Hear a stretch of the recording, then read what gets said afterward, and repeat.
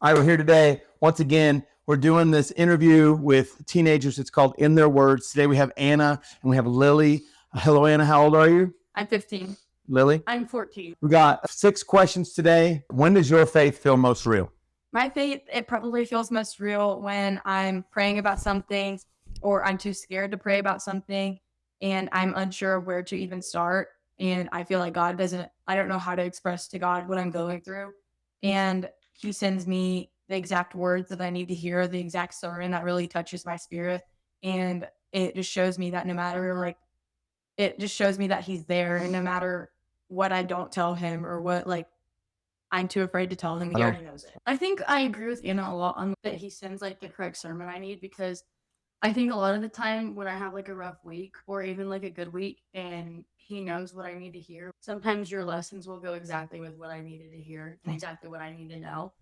And I feel like that's when it feels most strong and he's there and listening. Oh, right on. Number 2, it says, when does it feel hardest to believe? For me, it feels hardest to believe when I pray about something and I want the answers now and I want something now and I want that instant gratification, and He doesn't instantly give it to me the next day or the next morning. And it's just hard believing because sometimes when I pray about something and it doesn't immediately happen because I'm not patient enough to wait it out and wait for God's plan, sometimes it feels like He is not listening to me. Oh, right on. I think sometimes it can happen when you're just not having a good time in life and maybe there's some sad stuff happening, loss of loved ones or friends or spouses or whatever. It just kind of feels like He's taking from you, and sometimes you need to just realize that He's doing that for a reason and He has a plan that you don't even know about. He knows what the next second's gonna look like and you don't. So you have to just realize that, yeah, maybe it doesn't feel like your faith is very strong in that moment, but you have to know that it is strong. You just don't know it. Right on, man. Good perspective. 3, do teens feel safe asking hard questions in church? Wow, good question. Yeah, this one, it really spoke out to me because for the longest time, I've been to multiple different churches and I've had such a hard time getting comfortable in a certain area. And every time I think of a hard question, how do I know God's real? Or why is He real? Where's the proof at? How do I know this? What if He's not? What happens after death? Every time I have one of those hard questions growing up, I feel like I've always been too scared to ask, because what if somebody doesn't know? What's going to happen? And what if I'm just left here not knowing? But I feel like definitely it is hard for some kids to ask questions during church or at church, and they're worried that some hard questions might not have answers that they need. But that's why I feel like it's so important to have a strong community. You answer them in sermons anyways. You answer questions that I was too afraid to ask. And then I'm like, oh, okay. It literally shows that God's speaking through you to me and says that no question is too hard a question. And I stalk all y'all's Facebooks and Instagrams so that I know what to preach on. That's not true. Go ahead. I think it's also hard because I think a lot of people, me personally, I get embarrassed really easily. And so I think some people just think they're going to get maybe made fun of for certain questions, because maybe for one person it could be really easy and they know everything. Well, you can't know everything, but they know a lot of things about church and the Bible and Christianity, but maybe someone who's newer doesn't know as much. And sometimes they might be scared of asking questions because they think that someone would be like, oh, that's a basic question. Why don't you know that? Yeah. And maybe I think that's one of the biggest reasons why people, because they're just worried that they're going to get made fun of or something. Right on. Good outlook. Number 4, what does anxiety look like in your world? Whoa. Oh, this is there it is. Anxiety. Okay. Gotta love it. I've recently been going through this, and it was a question that really hit home. And I feel like anxiety in my life, it's something, every time I experience anxiety, it's always something about my friendships or my relationships with other people. And it always has a way of making me think that, hey, they don't like you. They're tired of being around you. You need to change this. You need to change that. And you need to become a better person for them to be around you. And they just don't enjoy being around you anymore and all this stuff. And it always freaks me out and just drains my battery. And then at the end of the day, I go to God and I'm like, why is my life like this? And He always and then I always read about you just need to give all your troubles to God. And I'm like, it's so hard to do. Yeah. But yeah. It definitely is something very big that I experience in my life. And it's just going to take a while for that to become better. And all I got to do is try as hard as you can to put that faith in God and just listen to what He needs you to do. It's good. It's good. I agree with Anna on it's a big part in my life, I think, because I have like kind of like 3 sections of the ways that it hits because I think one of them is definitely relationships. Like I'm worried that something I do, someone will be mad at me for the way that someone will react to something I said. And I always look back and think like, oh, maybe I could have said something differently to not make that person mad. Or maybe I shouldn't have done that at all and they wouldn't be mad at me. And sometimes I have to remind myself that like it's my life and I have to understand that like I'm not living for anyone but God. And that like I need to do what I want to do and not constantly worry about what everyone's going to think of me. And then I think another one is just like grades. Also, I'm always really anxious about like everything, and everything piles up. It's really stressful. And then I think sports too. If anyone has seen Inside Out, like the movie, when Riley's on the hockey team, so good. I was like, Yeah. I think that's something that I always experience in sports, like a mess up or something or a mistake. Like it definitely does freak me out because I get stressed out thinking like, oh, that's like everyone just saw that happen. But I have to realize like I have to have a short memory and comment in sports. Like a goldfish. The next play is going to happen. Yeah.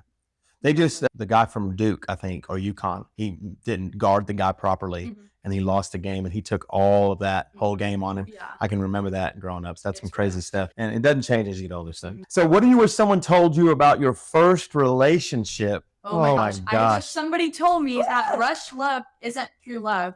And the faster it goes, the worse it's going to be. Look in the camera and say that again. Rush love isn't true love. Oh my gosh. No, it's just like, you didn't meet the love of your life in the span of 2 days. Like, I'm sorry, he is not. Sorry, you're not Romeo and Juliet. They did not end well for them. No, you were in 7th grade. I don't understand what you thought you were doing, bro. Oh my gosh, it's no, you didn't. You're gonna break up with them in a month. Nice. Anyway, rush love is not real. Don't talk about Jesus. Run far away. Okay. Like go away. Right. Just like leave. Okay. It's good. The door's right there. Go ahead, Lily. I think again, like what I said a second ago about people like controlling your life, like you just have to understand, like, yeah, it's your relationship, but especially when you're in a relationship so early with someone, maybe in high school or middle school, you have to realize that like you're still young, you're still gonna have a childhood, you're still gonna hang out with people, and you're still gonna do things, and you have to have them also understand that it's your life still, like you're not fully committed yet, and it's not something that like they can't just keep you from everything that you're wanting to do and that you aspire to do because you don't have your career set yet when you're in high school.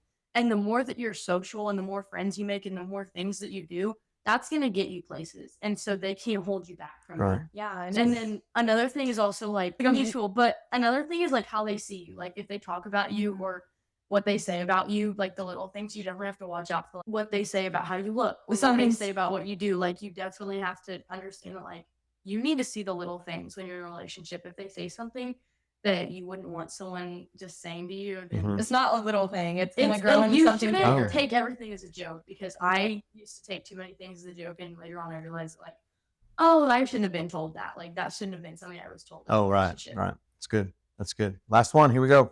What do you think God is doing in teenagers right now? Okay, so basically, in this whole thing, like this ending question is really good. This is why I picked it. But I feel like God is like really working in these teenagers right now because I like growing up, I've never seen this many kids so interested in going to church and excited to go in church. And like there are so many kids that are going to church now and like openly talking about Jesus. And I think that's really just God working and building this generation up to help the world because the world is, well, it's the world. It's always like gonna be bad and sinful. But yeah, like God's just been building up this next generation, I think, to hope for whatever may come in the future. Which I don't know. Obviously, I'm not Jesus, but I don't know what's gonna happen. But I feel like He is just building up these kids because I've never seen so many kids so excited and just like interested in talking about Jesus. Good. That's good. I agree with her. Like, I've never seen so many people, like, just constantly posting about Jesus and constantly posting about church camp or going to church. And I see so many, like, youth groups. I think that a lot of people, I just see so many more people being excited to go to church and just, honestly, people being nice in general. Like, I see so many kids at school asking about, on Wednesdays, like, are you coming to church? Are you coming to church? Like, even today, I had someone be like, hey, are you coming to church tonight? And I was like, yep. And I think also the leaders really help. Like if I didn't have a ride from one of my leaders, like I wouldn't be able to come because I wouldn't have like ways home. And so I think that comes along with it too. But I've never seen so many kids just being involved in so many things and volunteering to do stuff at churches than I have like right now. Right on. And just so many people are like helping out each other to just grow this generation bigger in Christ. I agree. And you thought that was the last question, but it's not. So the spontaneous question that you could not prepare for is, if you could say right now to your generation one thing, what would it be? Oh gosh. It's not that deep. Just focus on God. What's not that deep? I don't know what that means. Life. Okay. Like, all right. well, life is that deep. You should be doing things that you enjoy and that you love, but you shouldn't be overthinking everything that you do. Oh, nice. And you Wow. shouldn't let anything that don't want to consume you to consume your life. Nice. And if you don't like something, get out of your life. Yeah. You don't have to sit there and take it. Cut it out. Just follow the Lord, and you know, you have to just do what you want in life, because follow your dreams and don't listen to anyone else. Like don't focus your head on just being someone else. You can't be someone else. That's because you are you. You're not someone else. I have a quote that I just remembered that I saw earlier today. If you ask for flowers, don't doubt that there's going to be rain. Well, thank you very much, Anna and Lily. This has been In Their Words. Thank you very much.